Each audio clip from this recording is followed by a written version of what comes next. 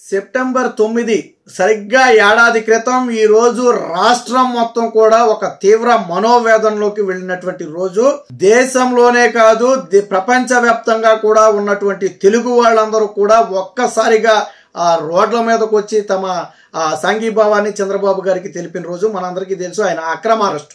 ఆయనకు మద్దతుగా ఈ ప్రపంచంలో ఉన్నటువంటి తెలుగు వాళ్ళందరూ కూడా నిలబడిన రోజు. బహుశా మనం సింపుల్ గా చెప్పుకోవాలి అంటే జగన్మోహన్ రెడ్డి తన పతనానికి 11 అడుగుల లోతు గొయ్యి తవ్వుకున్నటువంటి రోజు. ఎందుకంటే ఆయనకు వచ్చిన సీట్లు 11 కాబట్టి 11 అడుగుల లోతు గొయ్యిని జగన్మోహన్ రెడ్డి తవ్వుకున్నటువంటి రోజు. ఆ రోజు జగన్మోహన్ రెడ్డిలో ఒక అహంకారం, ఒక అహంభావం కనపడింది.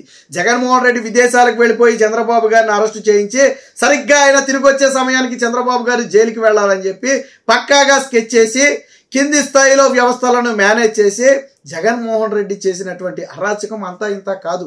ప్రజలు సాధారణంగా చిన్న చిన్న దెబ్బలు తగిలితే మర్చిపోతారు, కానీ ప్రజలకు గుండెల మీద కొట్టాడు జగన్మోహన్ రెడ్డి. చంద్రబాబు గారిని అరెస్టు చేసి తాను సైకో ఆనందం పొందటం ద్వారా నేనేదో సాధించేశాననే సంతృప్తి. పాపం రామోజీరావు గారిని, నారా లోకేష్ని కూడా అరెస్ట్ చేయాలని విశ్వ ప్రయత్నం చేశాడు. సరే, మిగిలిన టీడీపీ నేతలు పట్టాభి దగ్గర మొదలు పెడితే, అచ్చెన్నాయుడు దగ్గర మొదలు పెడితే, కొల్లు రవీంద్ర దగ్గర మొదలు పెడితే, నర్సీపట్నం ఎమ్మెల్యే స్పీకర్ అయ్యన్న పాత్రి గారి దగ్గర మొదలు పెడితే, అలాగే అందరినీ కూడా ఏదైతే తన ధూళిపాళ మొదలు పెడితే ఒకళ్ళు కాదు, ఇద్దరు కాదు, అనేక మందిని అరెస్ట్ చేశారు. బట్ చంద్రబాబు గారిని అరెస్ట్ చేసి జగన్మోహన్ రెడ్డి తనకు తాను గొప్పవాడిగా, ఇంతకుముందు ఎవరూ చేయలేని పనిని నేను చేసినట్టుగా తాను ఫీల్ అయ్యాడు. బహుశా జగన్మోహన్ రెడ్డి ఆ 53 రోజులు హ్యాపీగా ఉంటాడు. ఎందుకంటే చంద్రబాబు గారు 53 రోజుల పాటు జైల్లో ఉన్నారు. ఆ 53 రోజుల పాటు జగన్మోహన్ రెడ్డి హ్యాపీగా ఉండొచ్చు. రఘురామకృష్ణరాజుని ఎంత టార్చర్ చేశాడో సొంత పార్టీ ఎంపీని మనందరికీ తెలుసు. సో చంద్రబాబు గారి మీద చేసే సాహసం చేయకపోయినప్పటికీ కూడా చంద్రబాబు గారిని వేధించాలి అని జగన్మోహన్ రెడ్డి పన్నినటువంటి కుట్రలన్నీ కూడా ఆ రోజు ప్రపంచం చూసింది. కట్ చేస్తే ఏడాది తిరిగేటప్పటికి ఏమైంది? జగన్మోహన్ రెడ్డికి ప్రతిపక్ష హోదా కూడా లేకుండా పాయే. ఆ రోజు 151 వచ్చాయని విర్రవీగావు. వై నాట్ 175 అన్నావు. చంద్రబాబుని భూస్థాపితం చేస్తానన్నావు.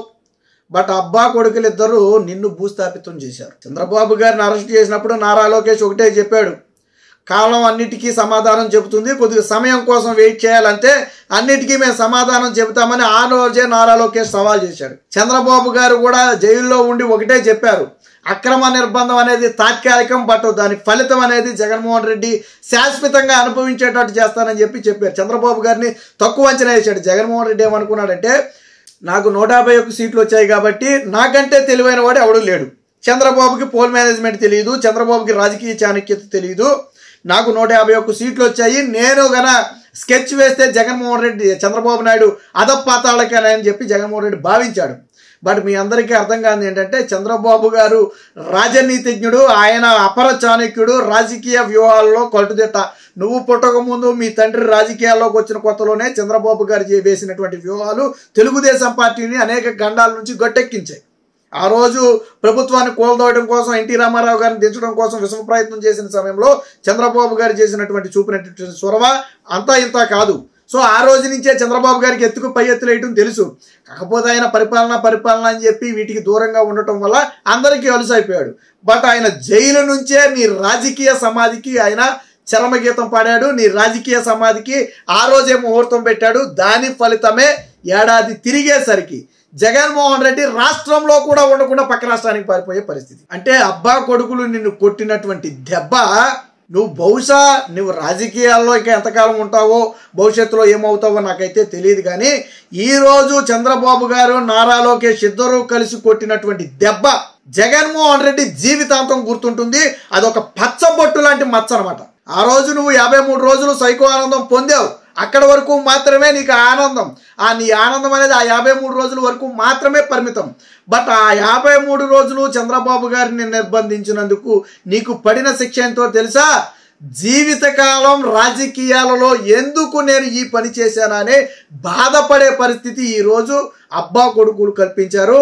వాళ్ళిద్దరూ కొట్టినటువంటి దెబ్బకు ఈరోజు నువ్వు రాష్ట్రంలో కూడా లేకుండా, దాదాపు కూటమి ప్రభుత్వం వచ్చి 90 రోజులు 100 రోజులు అయితే ఇప్పుడు నువ్వు 60 రోజులకు పైగా పక్క రాష్ట్రంలో తలదాచుకునే పరిస్థితి, ప్రతిపక్ష హోదా కోసం చంద్రబాబు గారిని భిక్ష అడుక్కునే పరిస్థితి, నువ్వు ప్రమాణ స్వీకారం చేయడానికి మొదటి వరుసలో నాకు అవకాశం కల్పించాలని చెప్పి అడుక్కునే పరిస్థితి, నా కాన్వాయ్ని అసెంబ్లీ లోపల గేటు వరకు వెళ్ళనివ్వండి అని అడుక్కునే పరిస్థితి. ఎంత బలంగా కొట్టారు జగన్మోహన్ రెడ్డి. ఆ రోజు విర్రవీగావు, చంద్రబాబు నాయుడు నన్ను ఏమీ చేయలేడు అనుకున్నావు, ప్రజలు కూడా చంద్రబాబు నాయుడిని అరెస్ట్ చేస్తే స్వాగతిస్తారని నువ్వు అనుకున్నావు. బట్ నీకు సలహాలు సూచనలు ఇచ్చేవాళ్ళు చాలామంది ఉన్నా, నువ్వు ఎవరి మాత్రం కేర్ చేయలేదు. ఆ రోజు మనకు తెలిసిన సమాచారం ప్రకారం వైసీపీలో చాలామంది చెప్పారట, చంద్రబాబు గారిని అరెస్ట్ చేయడం అనేది అతిపెద్ద తప్పు, అది కూడా ఎన్నికలకు ముందు మన అరెస్ట్ చేయడం అనేది చాలా ఘోరమైన తప్పిదం, ఇలాంటి తప్పు చేస్తే పార్టీ మనుగడ కోల్పోయే ప్రమాదం ఉంటుందని కొంతమంది వైసీపీలో రాజకీయ అనుభవం ఉన్నవాళ్ళు చాలామంది ఉన్నారు. దిట్టలో ఉన్నవాడు ఆ బొత్స సత్యనారాయణ దగ్గర నుంచి, ధర్మాన దగ్గర నుంచి, తమ్మినేని సీతారాం దగ్గర నుంచి వీళ్ళంతా బాగా సీనియర్ నేతలే. జగన్మోహన్ రెడ్డికి సూచనలు సలహాలు ఇవ్వగల క్యాపబిలిటీ ఉంది. పెద్దిరెడ్డి రామచంద్రారెడ్డి కూడా ఏమి చిన్న నేత ఏం కాదు. బట్ ఇందులో కొంతమంది చెప్పారట జగన్మోహన్ రెడ్డికి, మనం చేసేది పని తప్పు, మనం రాజకీయంగా వెళ్ళాలి తప్ప చంద్రబాబుని అరెస్ట్ అంటే ఇక అంతకంటే బ్లండర్ ఉందని చెప్పితే మీకేం తెలుసు నా దెబ్బ. ఇప్పుడు చూడండి, మొత్తం రాష్ట్రం మొత్తం కూడా అల్లాడిచ్చేస్తాను, టీడీపీ పార్టీ మొత్తాన్ని కూడా ఖాళీ చేసేస్తాను, వచ్చే ఎన్నికల నాటికి చంద్రబాబు నాయుడు జైలు నుంచి బయటకు రాకుండా జైల్లోనే ఉండేటట్టు చేస్తాను, ఈలోపు నారా లోకేష్ని కూడా అరెస్ట్ చేస్తాను, పార్టీకి పుట్టగతులే లేకుండా చేస్తానని చెప్పి జగన్మోహన్ రెడ్డి తన సన్నిహితుల వద్ద చెప్పారట. చంద్రబాబు గారు కూడా అక్కడే ఉండి స్కెచ్ చేశారు. ఎప్పుడైతే భువనేశ్వర్ గారిని, నారా బ్రాహ్మణిని రంగంలోకి దింపారో, నిజం గెలవాలి పేరుతో వాళ్ళు ప్రజల్లోకి వచ్చారో, అప్పుడు అర్థమైంది జగన్మోహన్ రెడ్డికి, ఓహో వీళ్ళిద్దరిని అరెస్ట్ చేస్తే ఆల్రెడీ ఇద్దరు రెడీగా ఉన్నారు, వీళ్ళతోనైనా ఎన్నికలకు వెళ్ళిపోతారు, వీళ్ళకంటే కూడా మహిళలు బయటకు వస్తే దాని సెంటిమెంట్ ఇంకా ఎక్కువ ఉంటుందని జగన్మోహన్ రెడ్డికి అప్పుడు అర్థమైంది. బట్ అప్పటికే జరగాల్సిన డ్యామేజ్ జరిగిపోయింది. బట్ ఈరోజు నారా లోకేష్ కానివ్వండి, చంద్రబాబు గారు కానివ్వండి, ఆ రోజు జగన్మోహన్ రెడ్డి పెట్టిన హింసలు కానివ్వండి, బాధలు కానివ్వండి అనుభవించారు. చంద్రబాబు గారిని జైల్లో కనీసం భోజనం చేయడానికి టేబుల్ లేకుండా, ఒక ఫ్యాన్ లేకుండా, ఒక్కపోతలో ఒక 74 ఏళ్ల వయసు, సరే ఆయన 14 ఏళ్ళు ముఖ్యమంత్రి, అది పక్కన పెడదాం, ఆయన వయసుకైనా మనం కనీసం ఇది ఇవ్వాలి కదా, ఆయన వయసుకు తగిన మర్యాదలు కూడా చేయకుండా ఆయన్ని వేధించాలి, కావాలని వేధించాలని చెప్పి విశ్వ ప్రయత్నం చేశాడు జగన్మోహన్ రెడ్డి.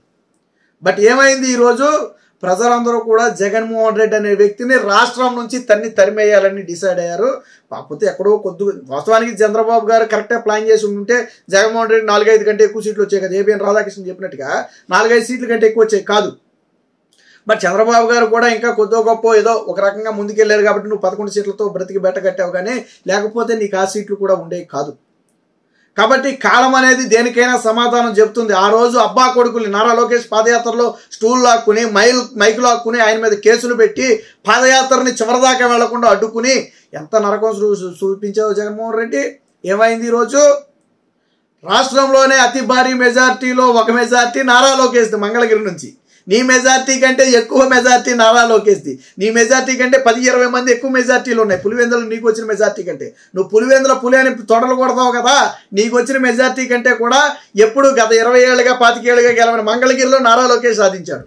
అది ఆయన గొప్పతనం. ఎలా ఉంది అబ్బా కొడుకులు దెబ్బ, గట్టిగా తగిలిందా? ఎంత గట్టిగా అంటే నువ్వు రాష్ట్రంలో ఆడ మొహం కూడా చూపించలేక, అసెంబ్లీలో ప్రమాణ స్వీకారం చేసి నిలబడలేక వెళ్ళిపోయే స్థాయిలో అబ్బా కొడుకులు నిన్ను కలిసి కొట్టారు. కాబట్టి ఎప్పటికైనా జగన్మోహన్ రెడ్డి కొన్ని విషయాల్లో ఆచితూచి వ్యవహరించకపోతే భవిష్యత్తులో పార్టీ అనేదే ఉండదు అనటానికి గతంలో జరిగిన ఘటనలే ఒక ఉదాహరణ.